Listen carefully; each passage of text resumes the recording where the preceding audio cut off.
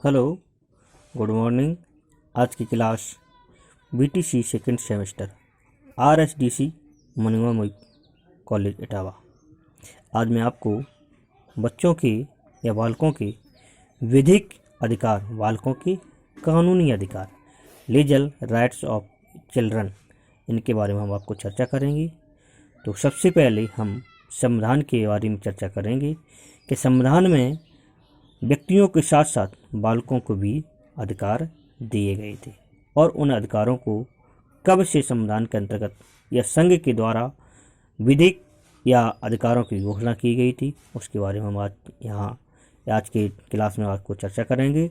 तो सबसे पहले हम चर्चा कर रहे हैं कि बालकों की विधिक यानी बालकों की विधिक कानूनी अधिकार। तो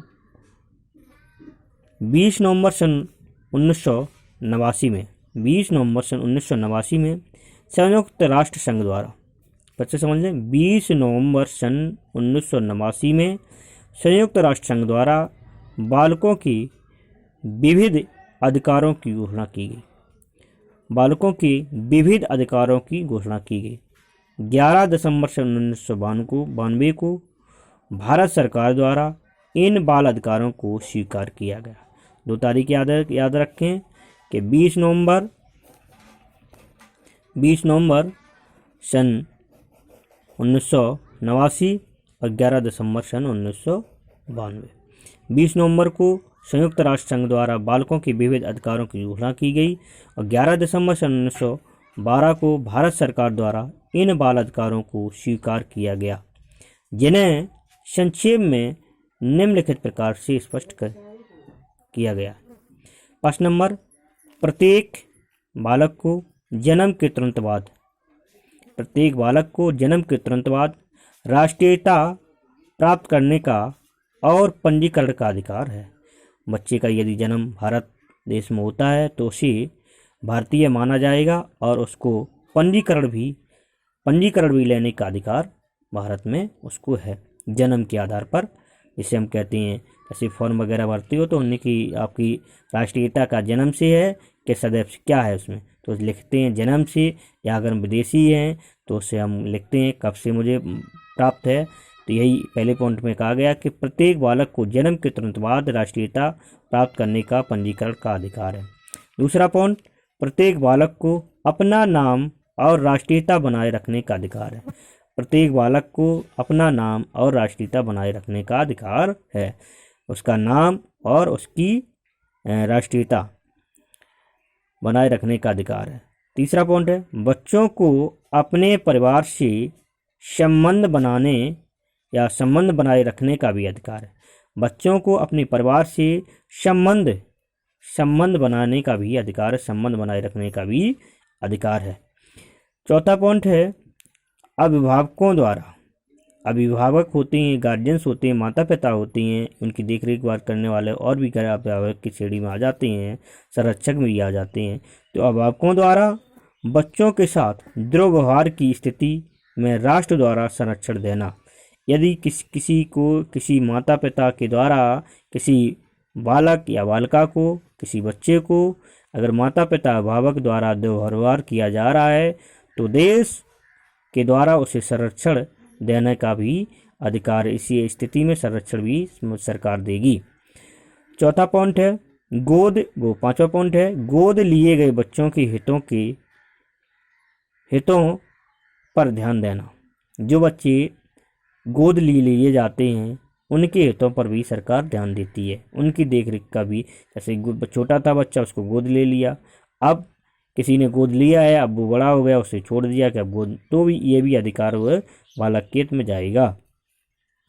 तो बच्चों को, नेक्स्ट पॉइंट है, बच्चों को बाल श्रम और मानसिक शोषण से बचाओ।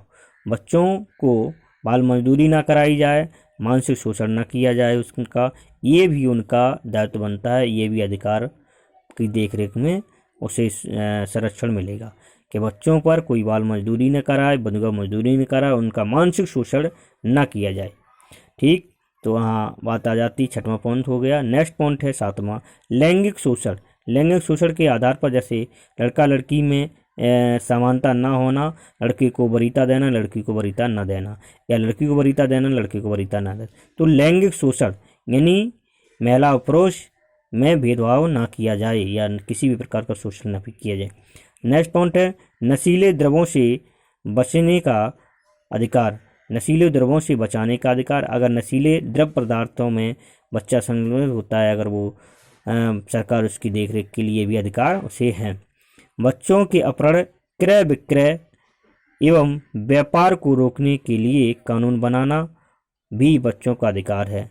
यदि कोई बच्चों का अपहरण करता है, क्रय विक्रय करता है कम दामों में, या किसी ने चोरी अपहरण करके किसी को बेच दिया है, व्यापार में रोकने के लिए कानून इत्यादि भी बच्चों का अधिकार है। इसमें भी कि किसी भी बालक को किसी भी तरह से बेचा ना जाए, ये भी उसको भारत सरकार से अधिकार प्राप्त है।